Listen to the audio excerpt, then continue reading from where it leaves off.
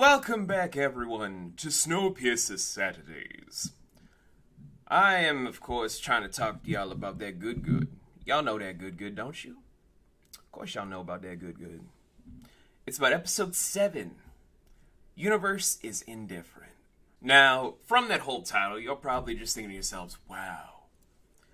This would have probably been super flushed out beforehand, but because your host V decided to take a week off, maybe he wanted to dive into stuff a little bit more.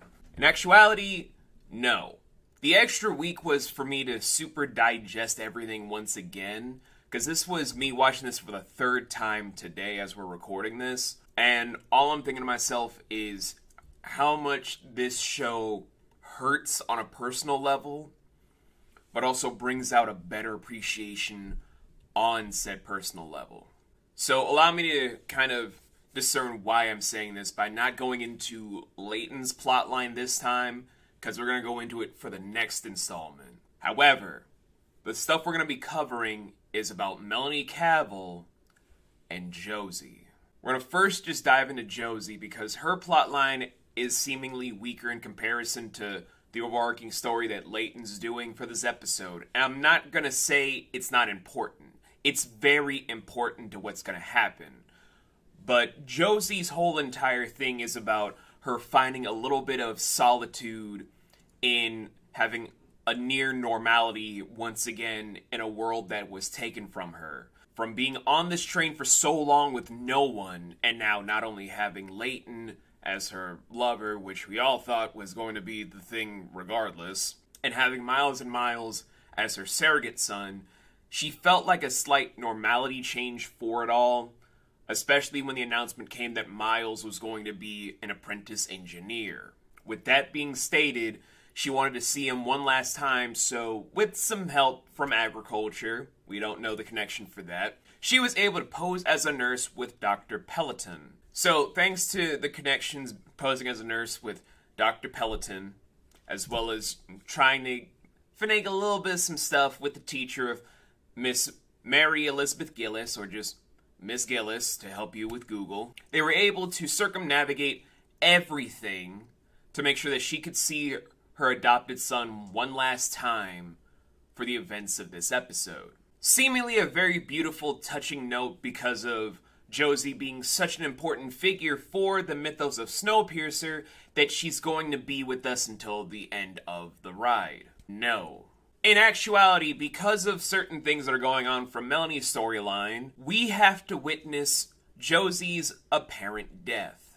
Thanks to this stuff we're going to be going over in a couple of minutes, Josie was taken in by a couple of jackboots and one brakeman, aka Bess, to be interrogated by Melanie about the whereabouts of Leighton. She cannot disclose this because, of course, she loves Leighton. That is her rock. That's her husband for all intents and purposes. And she's not going to sell out Leighton to anyone. But the torture that Melanie inflicts on her of trying to cryo-freeze her finger by finger to get the information out is really a showing of where the desperation is coming from, as well as Josie's whole resolve. Because she already was stating how she wasn't going to do anything, especially given what Melanie is just pretty much describing to her about the responsibilities about management, leadership, blah, blah, blah, and all this sort of stuff. But the conflict between their own wills is where it's the most interesting, to where as soon as Melanie leaves the room and Bess comes in to try and give her some shred of humanity in these dark times, because there's no humanity in sight, all she ever asks of Bess is to give a message to Leighton. The second thing that she told Bess was that she just needed a little bit of help to break free for the interrogation.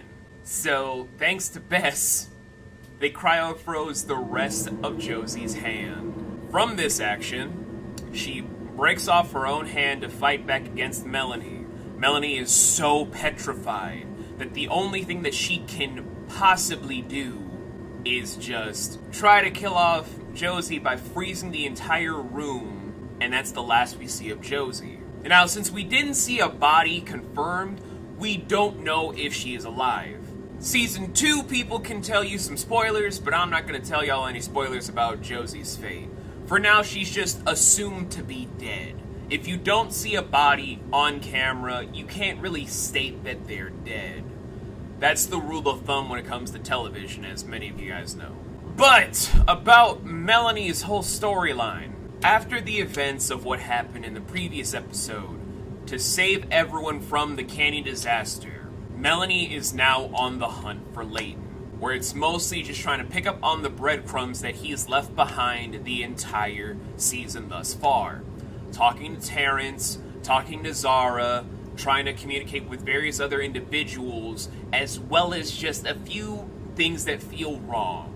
Like how many different factors about what happened because of the drawers being just leading back to Terrence, leading to more networking stuff, to then go back to Zara, who connects it back to the tail in an aspect, to also understand that if she has Layton's son of Miles and Miles for hostage, then because of that whole fealty, whether Miles is their adopted kid or not, Layton and Josie would have done a lot of crazy stuff, as I told you about Josie's storyline. Melanie's playing a lot of mind games, laying out a lot of different traps to ensnare Layton across the entire board. Everything seems like it's going according to plan, but it's not for the reasons that you think.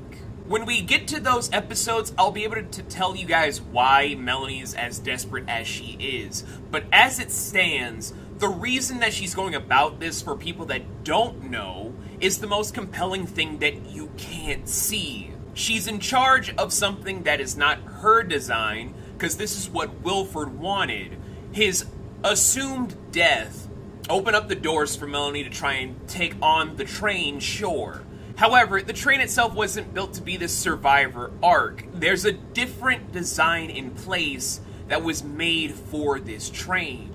And it wasn't to what Melanie or the other engineers of Ben or Javier wanted. With that being the case, Melanie's whole entire drive seems very justified in her own mind, to where you can kind of sympathize with her the more she's desperately trying to look for Layton. Because the longer he is out and freed, is the longer it's going to take for her to quell all of the troubles surrounding her, even though she can't see the bigger problem. Because in the subcategory of her own story is Ruth being recruited by Commander Nolan Gray and the Folgers to try and usurp power from Melanie, because they feel like since the entirety of the past 6 episodes leading up into this episode, she's abusing her own position with Mr. Wilford to try and get more leeway into skirting away major issues in First Class's interest, to then skirt away from the natural order that they've known for several cycles. And from that whole standpoint, they want to make Ruth the new Melanie, without understanding the consequences that are going to follow through. Which I'm going to pause for a minute from the review to give you guys some notes from a writer myself, that this is how you do storytelling. When I say that you need consequences, I don't mean you do one action that just pays off several episodes later. What I mean for consequences is like what this show has showcased. You build up on one consequence to lead into a domino effect that actually cultivates into a better narrative. No good or bad action comes without consequence, and this show has demonstrated why I keep telling different writers, consequences need to be established. It doesn't mean, for example, like if you're making a show about a makeshift punk band that comes from India, and they're just trying to make this one thing where they do this one good act, that they don't have consequences, because there are individuals that they had to undercut and cutthroat to make this deal happen, which does lead into band fights, which leads into more consequences. That domino effect is very important because it makes the narrative feel more real, makes it feel like you're more invested. Like with Snowpiercer, every single action that Layton did for the train was just for a class system. However, on a human standpoint, it made a huge domino effect for surrounding characters that cultivated in a giant web of consequences.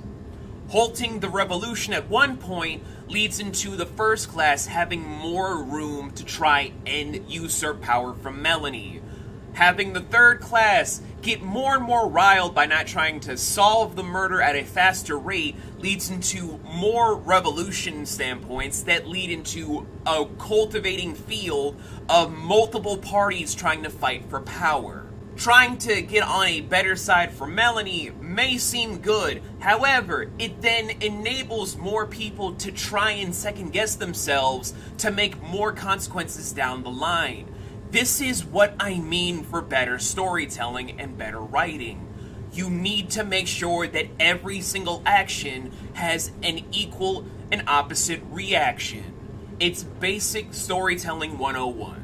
And that's my weird-ass writing tip for the season. But I digress. Thanks to all of these notions set in place, thanks to Melanie wanting to torture Josie alone away from the jackboots commander, Gray, she is now in more hot water because not only did she disrespect and toss away Ruth to make more and more room for her blindsided cat and mouse game with Leighton, she's now opening up the doors more when it comes to revolution, usurpation, and possibly death. Everything is coming down around all of the main characters, yes.